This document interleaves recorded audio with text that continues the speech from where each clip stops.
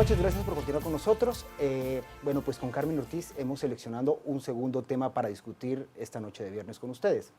Como ustedes sabrán o recordarán, el día de mañana se cumple un aniversario del famoso caso de La Línea que tanta convulsión generó y tantos cambios tan importantes para el país ha marcado.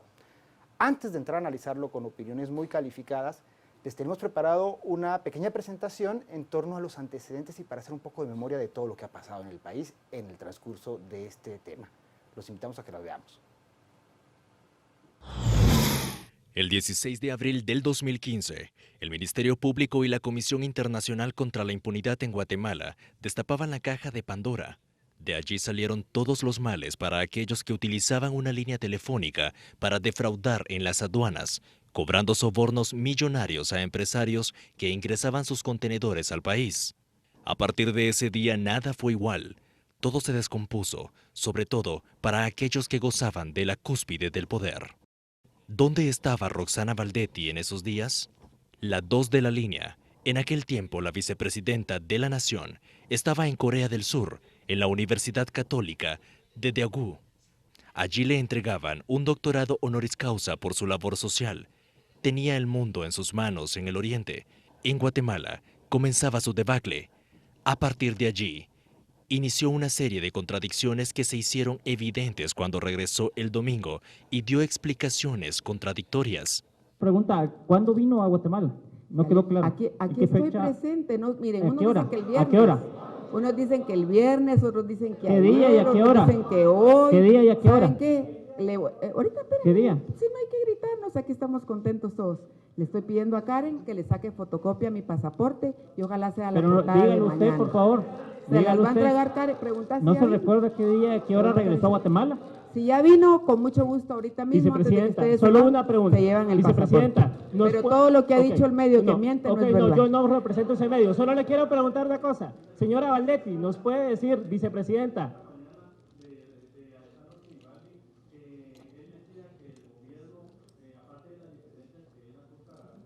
Señora vicepresidenta, disculpe. ¿Nos puede decir usted acá? Hoy Valdetti se la pasa en una celda en Santa Teresa, orando y aprendiendo derecho para poder defenderse.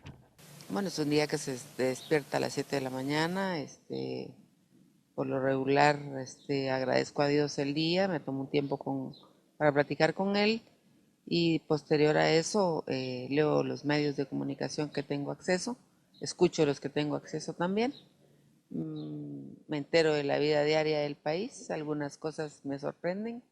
¿Qué le sorprende a Roxana Valdetti?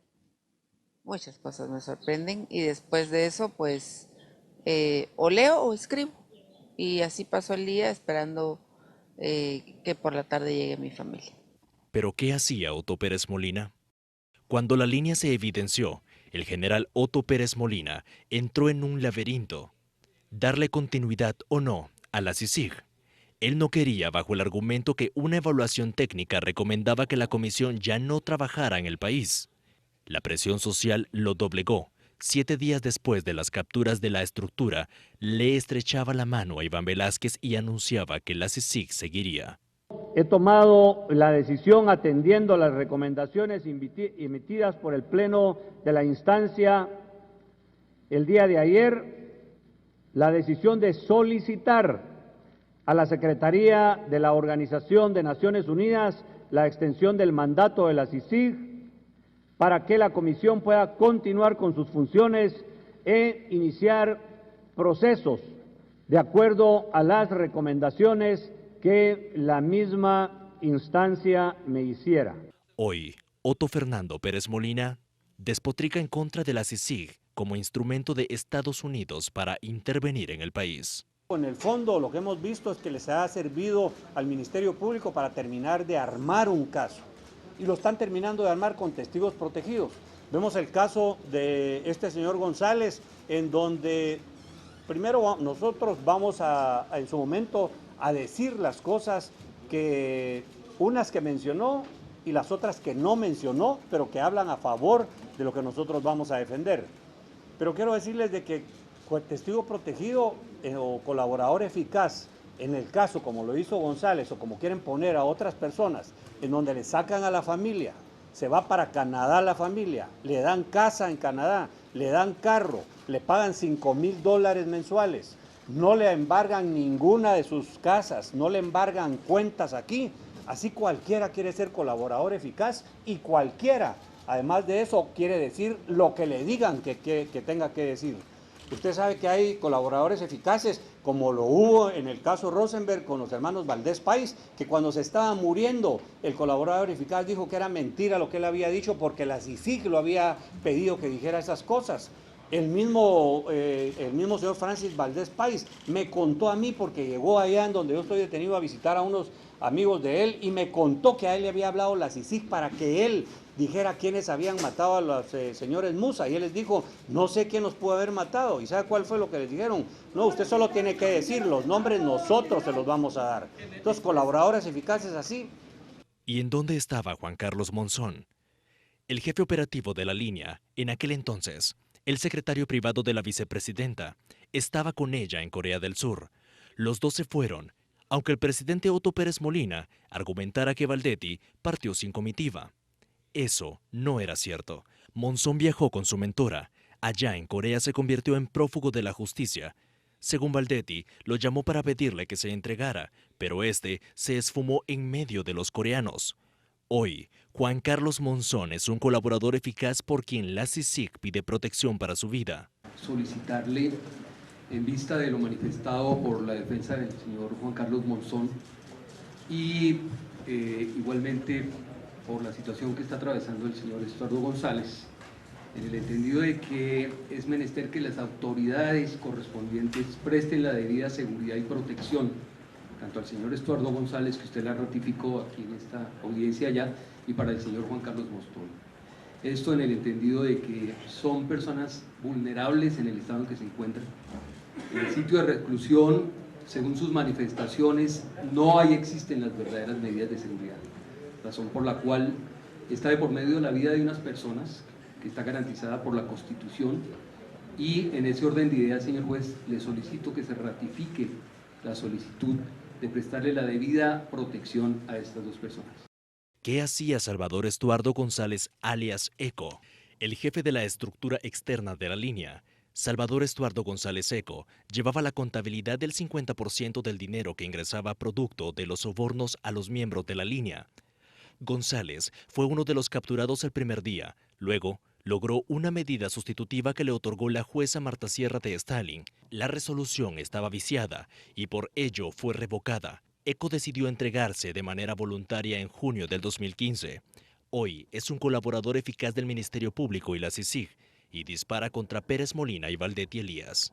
Entonces, si lo queremos ver es que del 31 de julio al 26 de agosto, el gran total de estas tres aduanas ha cobrado a los importadores 4.175.900.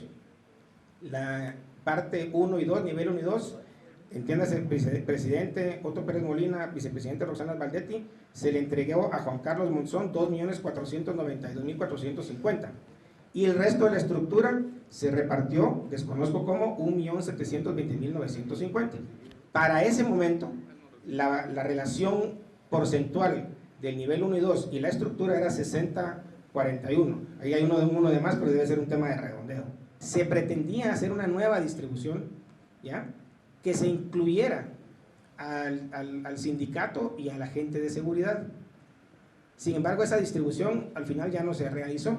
Simple y sencillamente era una propuesta para un antes y el después, en donde se iba a incorporar a la seguridad, ¿ya?, que era básicamente poder invertir en temas de seguridad, porque se tenía problemas de comunicación, se tenía problemas de seguridad, incluso se pretendía en algún momento contratar guardaespaldas para poder hacer el movimiento del dinero. ¿Y en dónde estaba la estructura interna? El jefe de la SAT, Omar Franco, para la línea Anteojitos, daba una conferencia con el mismo presidente de la Nación, Otto Pérez Molina, sobre cómo mejorar la recaudación tributaria. El mandatario le daba el espaldarazo. Solo horas después era capturado. El otro exjefe de la superintendencia detenido fue Carlos Muñoz. En ese momento fungía como asesor del Ministerio de Finanzas. Hoy, ambos se encuentran en prisión en la zona 18. La declaración de Salvador González, alias ECO, en contra de los demás supuestos acusados de formar parte de la estructura La Línea, no solamente se trata de que se adelante pruebas, sino que a criterio de expertos también es la forma de querer rebajar una pena a la que pudiese ser sometido. Es evidente que él era una pieza clave de esa estructura, ¿verdad?, de defraudación tributaria, y es evidente también que él ha roto sus vínculos y sus lazos con los demás miembros de la estructura. Recordemos que en estos casos hay muchos ejemplos a nivel mundial en donde una vez se ven contra la pared, la mayoría de miembros buscan cómo lograr también beneficiarse con medidas como la de delación. Sin embargo, no solo se trata de que ECO acuse a los demás integrantes, sino que también se pueda comprobar por parte del Ministerio Público, pues de lo contrario, su declaración no podría ser tomada en cuenta. Esto tiene que ser acompañado con pruebas.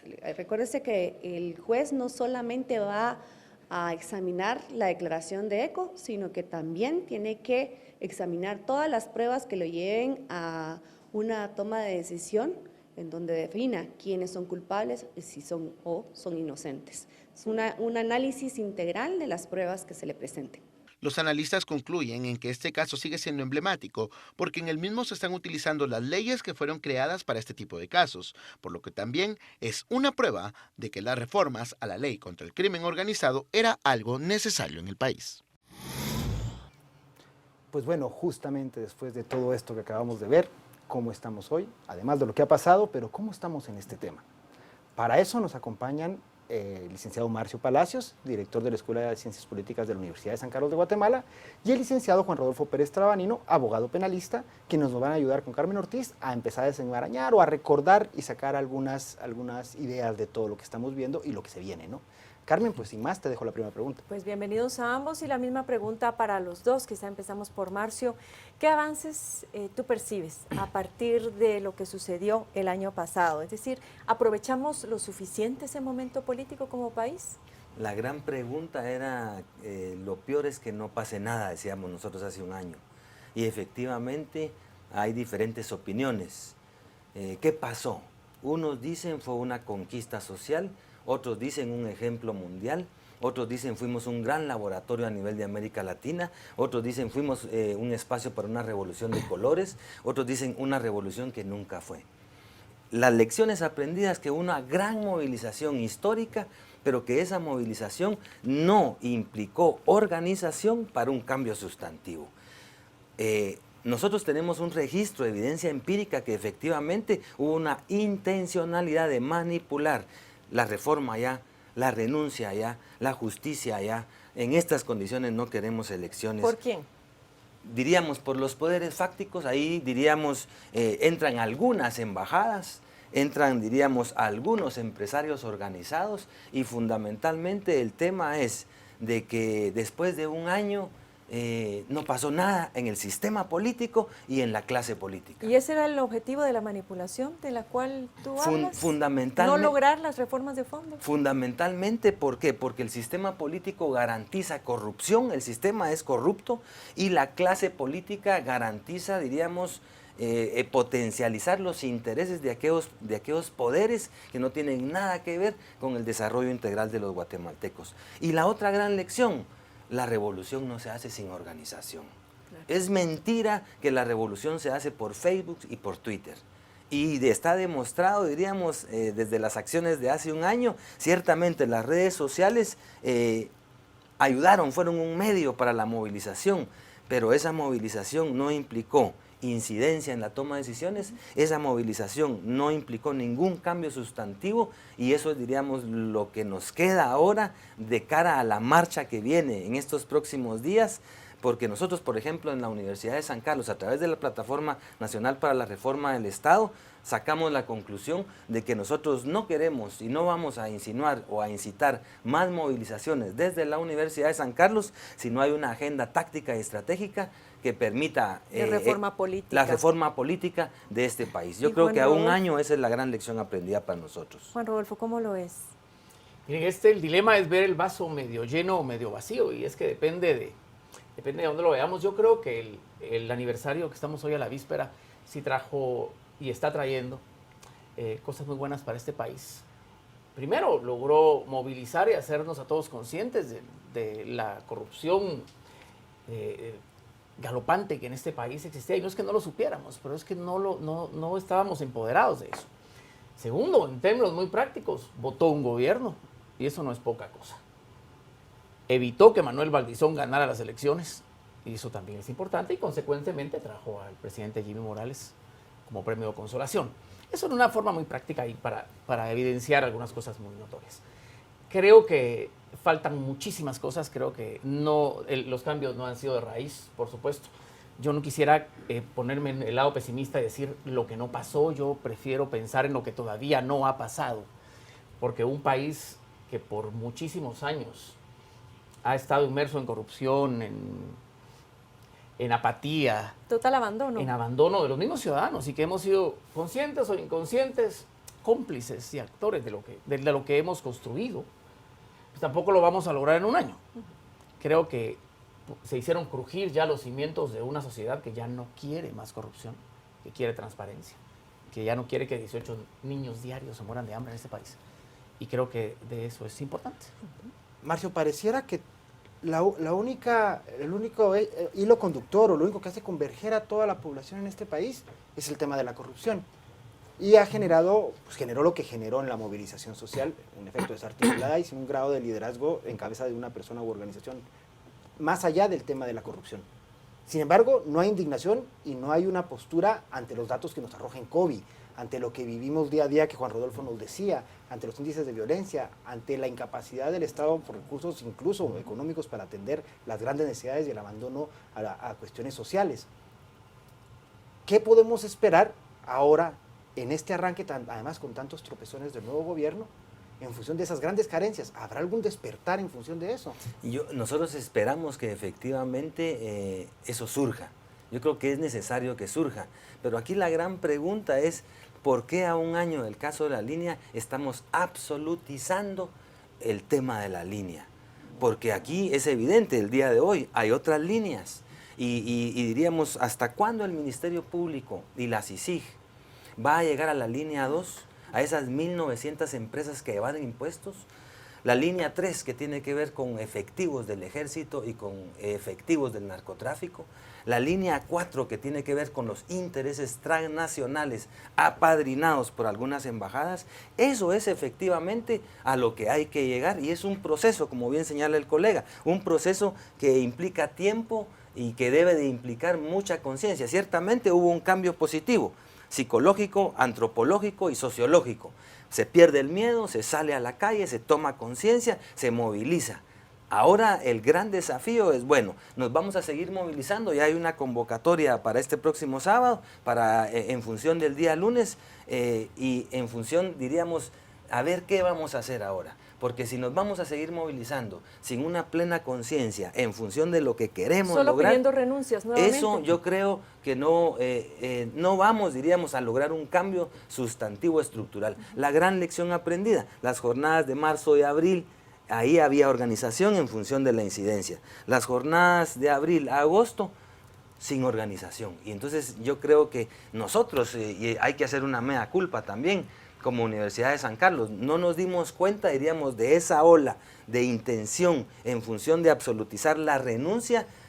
Colaboramos con el tema de la reforma ya a través de lo que hicimos con la ley electoral y de partidos políticos. El tema de la justicia ya es otro tema que viene, diríamos, a aplicar lecciones aprendidas. Esa convocatoria de la CICIG, Ministerio Público, Gobernación, PDH, tendría que ser, diríamos, una convocatoria en función de que si vamos a lograr un cambio en el sector justicia, eso es para transparentar y para impactar en esos indicadores de pobreza, de hambre, de miseria y de exclusión social que hay en el país. Tocando el tema de CICIG, el año pasado se aplaudió mucho a la CICIG y prácticamente se posiciona como tanto la CICIG como la FESI como los grandes héroes o protagonistas nacionales, quienes en ese momento eran la voz disonante porque criticaban la presencia del comisionado Velázquez y su equipo en el país, finalmente se moderaron y actuaron con cautela.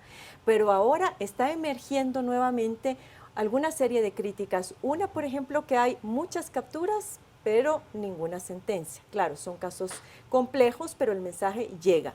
Y el otro tema es el tema de la injerencia. ¿A qué atribuyes este cambio en las percepciones o en el discurso de algunos sectores?